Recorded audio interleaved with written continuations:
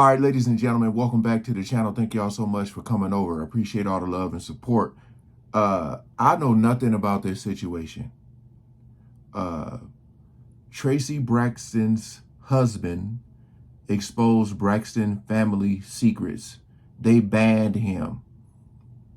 I believe Tracy is the one that passed away, but I don't know the drama that's going on. We're going to check this out. Like I said, it's a lot going on. It's a lot. You know, I reacted to that whole Judge Mathis situation. I'm just trying to keep my ear to the street. We ain't gonna waste no more time. Let's jump right into it. I can understand that no one really wants to talk to Lil Kevin's father because there was a pretty public rift between our side of the family and him right after Tracy passed. I just want y'all to understand, man, always build a village around you. Because you never know. Just pour into people. And see, people that knew me and Tracy, that knew us, that's met us on that level, it is no question. No question. No hesitation. No question. All good. Honey, the streets are saying that Tracy Braxton's husband, Kevin Surratt, is fighting with the Braxtons, and they have permanently banned him from the family. Okay, the family has said some things about Kevin in the past, but allegedly, now that Tracy is gone, I'm just trying to think. I mean, I know she's gonna say it, but like fighting over what? they want absolutely nothing to do with him. But why though? What is it that Kevin has done that the family cannot stand? Well, you know what? Kevin is not about to just lie there and let the family walk all over him. And he's got a few words for them. When my baby passed, I was like, wow, this is real. I had to move out of our place, and I had to, really just reboot my life.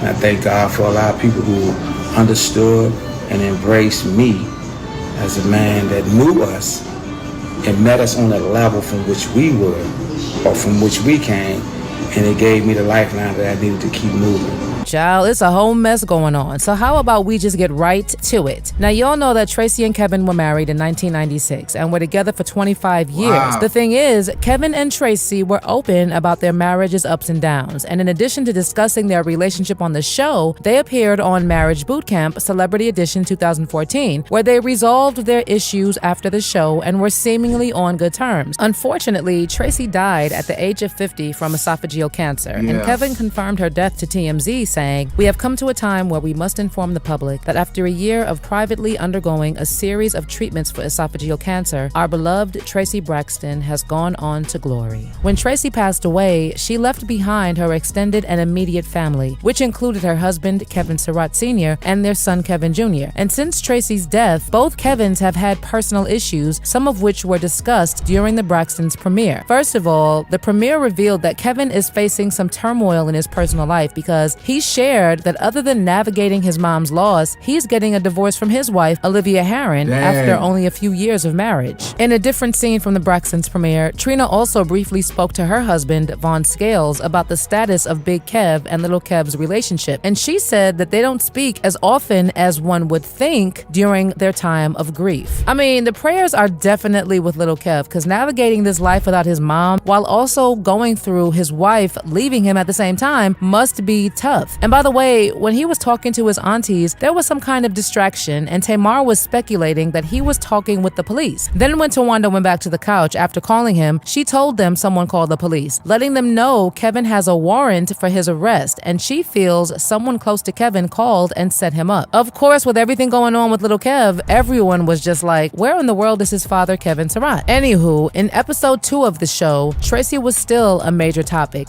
How do you set up someone who has a warrant? If they got a warrant, they got a warrant. I mean, I know how you set them up as far as like, I'm just talking about like, if you got a warrant, you got a warrant. Again, there's more to go in the video, but I don't know what the angle of this is. Yet. as the sisters sat down with Spirit, a grief counselor, and the session was full of drama. Well, it was seemingly going well until the counselor asked Tawanda how it felt not to have access to her sister Tamar. And even before she could answer the question, Tamar said that Tawanda doesn't care about her. For me, you have to respect where a person is. That's just it. And until that person or whoever is willing to move forward in that way, then you just have to respect where they are. Well, the respect is a behavior, but I want to know how it feels to not have access to your sister. But be honest, it's not connected to a feeling though. No, It's not connected to a feeling. Okay. It's not connected to a feeling though. Tamar actually said that Tawanda makes more of an effort to stay in contact with Tony and Trina than with her. And she revealed that she usually reaches out to Tawanda first and that Tawanda only reaches out when they are filming. In the episode, Tawanda also said that she was unsure of the last time she spoke to her sister, but she knows that Tamar did not reach out to her for her birthday in September, though they filmed the episode in March. Girl, as much as the back and forth was going on, the look on Tawanda's face said it all. And when she realized that Tamar was also not budging, she said that moving forward, she was only going to care about the people in her household, her partner, and her children. Tony's in your household? But they call me. I talk to them every day. Girl, you don't answer the phone. That's Girl, not true. Stop. Let's be specific. Did you call me yesterday? I did, actually. Did I answer it? Well, because we're taping now. No. But before... No, ma'am. No, ma'am. No, ma'am. Oh, when you called me, every time girl, you called, that is not the every truth. time you called, I answered. Every time you text, I answer. That's a fact. Okay, That's a fact. So I'm a liar. No, you said that. I didn't call you that. That's the word that you're using.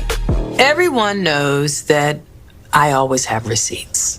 Get this, soon after the episode aired, Tamar released a tear-jerking video of her sister's last moments. Then literally 24 hours later, she also went on a rant throwing her entire family under the bus, along with her friend, fiance, alleged husband, JR. She tweeted a series of erratic tweets that I won't even get into before deleting most of her social media profiles. You know, the only thing that this proved was that the family is trying to hide some dark secrets, and there are nasty things that are going on behind the scenes. Things that Kevin probably knows about. Now, all this drama with Tamar and Tawanda and the entire family aside, considering Kevin was still married to Tracy by the time she was passing away, fans found it a little odd that he was not invited to be a part of the show and the grieving process. I mean, if there was someone who needed to be on the show for the grieving process, it was Kevin, right? There were actually people on social media saying that it was disrespectful for the family to have those conversations about Tracy without including her husband. And because of this, a lot of people concluded that maybe Kevin has been banned from the family. And to be honest, don't you also think that it's weird that Kevin is not a part of the conversation? Well, in an Instagram live that Kevin did after the show premiered, he did not specifically say that there was something nasty going on between him and the Braxtons, but he sure left a few hints here and there that they were having issues. Like, why was he talking about a whole other village that has been helping him and little Kev navigate Tracy's loss?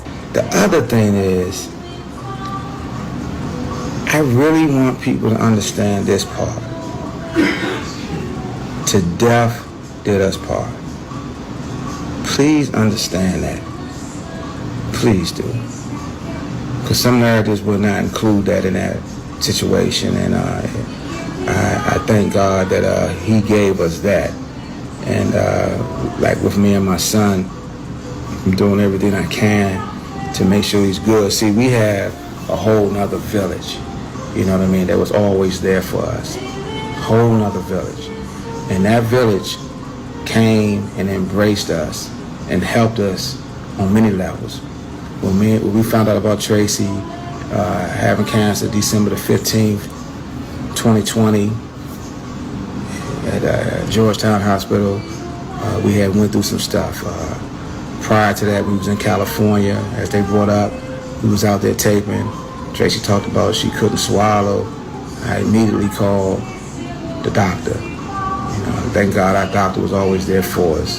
Again, he was saying a lot without saying too much, and anyone who was keen enough noticed that he's definitely estranged from the family. Honey, what I can tell you is that if the family is treating Kevin like trash, it's not the first time, because they also did the same thing when Tracy died back in 2022. Kevin claimed the sisters of his late wife were treating him like a bad husband for planning a funeral service because they said that it was against her wishes. What happened was that Tracy's husband and her manager orchestrated a funeral with a viewing and Zoom links, and according to the family, that was against Tracy's wishes. They insisted that Tracy did not want a funeral or wake, and specifically requested to be immediately cremated upon her death. Regardless, Kevin went ahead with the funeral, and although none of Tracy's sisters nor her mother showed up, her father attended the funeral, but was reportedly initially denied access for not being on the list. An insider from the church recognized him and let him in, and he had to sit in the 4th row. Braxton's father wasn't even allowed to speak or say any words about his daughter. Well, according to Kevin, Tracy's father was not denied access, and he also said that the sisters and the mom were invited, but decided not to go. He also said that Tracy's father and brother briefly attended the funeral and weren't pushed away from celebrating Tracy's life. Kevin also slammed the sisters for making him out to be a deadbeat husband in the media, and claimed that Tracy wanted a viewing and one memorial service in conjunction with her management, PR, and other members to come together and celebrate her. He said, quote, "I was with my wife more than anybody in this world. I know my wife, and when she got cancer, we really started to communicate about funeral plans, and I was still trying to find treatments for her. I went to every single one of her doctor appointments throughout our entire marriage. That's how we were, and now they're treating me like a deadbeat husband." That's tough. It's like, who do you believe, the husband or all these sisters? You know, because I'm pretty sure they, like he was saying, they had a lot of conversations in private. It always get tricky with family, man. You know, it's all they say it's always the ones closest to you. I know there was that who was that? I think it happened to Bobby Brown when he was trying to go to Whitney Houston's funeral. I know there was some drama. Time, what happened was that instead of joining Tracy's husband, the Braxton family held their own private memorial on April 2nd, which would have been Tracy's 51st birthday. And Toni Braxton virtually appeared on the Tamron Hall show, where she seemingly confirmed the memorial. I'm okay. Today's okay. It's okay. It's not my best day, but it's an okay day, you know, and I'm happy that I'm here, and I'm happy that I get to talk about it. And her birthday's coming up soon on the 2nd, and my sisters and I, we're going to celebrate and have a big Tracy Day thingy. Once again, Kevin was excluded from the plans, and he told Page Six, "I was never invited. No one has sent me any type of invitation." Also, let me take you back to an incident that happened about 4 years ago when Tracy was still alive. There was an episode on their show where Tracy called Tawanda a snake, and she felt like Tawanda's boo was out of line for trying to get the sisters to hash out their issues in Napa Valley. At the time, comments were also made about Kevin Surratt, and Tamar slammed Kevin about his criminal record while he tried to speak up for Tracy. Then, while watching the episode, Tawanda reacted to Tracy saying Sean is always in the sister's business, and responded to a fan asking why Tracy went off on Sean at Trina Braxton's wedding with, "Cause she mad because unlike her, I have a real man." So you see, the family members have always had pretty nasty things to say about Kevin. And now that Tracy is gone, maybe they just feel like they don't have to put up with him anymore. Or maybe they don't want Kevin spilling all the tea he already knows about the family. Child, what I know is that Toni is dealing with serious issues with her heart that could possibly complicate her lupus. Trina is dealing with alcohol and food addiction along with PTSD. Tracy's son is struggling and quite possibly needs therapy and support that isn't shared with followers. Tawanda seems to be trying to keep the family secrets, because even I could tell from the few episodes that she's trying to evade some topics. Tamar is, well, Tamar, and there's always something going on with her. Honey, these are just some of the things we have seen, so you can imagine what else is going on behind the scenes. To be honest, this whole entire show feels like the series returned to television far too early, when energy could have been much better spent on healing and rebuilding the family foundation. And of course, it doesn't help that they are visibly isolating Tracy's husband. Yet so far, the episodes have been pretty much about dealing with the loss. But do you think it's unfair that they are visibly isolating Kevin from everything involving Tracy? And what are your thoughts on how he reacted to the show's comeback? I am dying to know what you think. So You outnumbered, my boy. You are outnumbered. Me personally, if I'm him, I'll just go on about my life, start my own legacy and memorabilia or whatever with my wife. Because, like, obviously it seems like they don't want nothing to do with him for whatever reasons. You know, I guess my thing is, like, how important is it to him to have them in his life? And I also want to know, like, what do the guys, what do the husbands or boyfriends or fiancés, whatever they are, what do they think about the whole situation? Have the guys not got together and talked about this, you know? Because that's tough. That's a lot of sisters right there that try to be arguing and bickering with, yeah. I mean, I feel like if there really wasn't no connection there when she was alive, then the fact that she's not here anymore, you could just forget about it. I don't know. This seemed all over the place. I thought it was going to be something to do with something else. I don't know what, but I thought it was going to be a little bit deeper than what it was. This sounds like a normal family drama right here. Wow. But all right, hey, appreciate you guys coming over and watching. Peace out.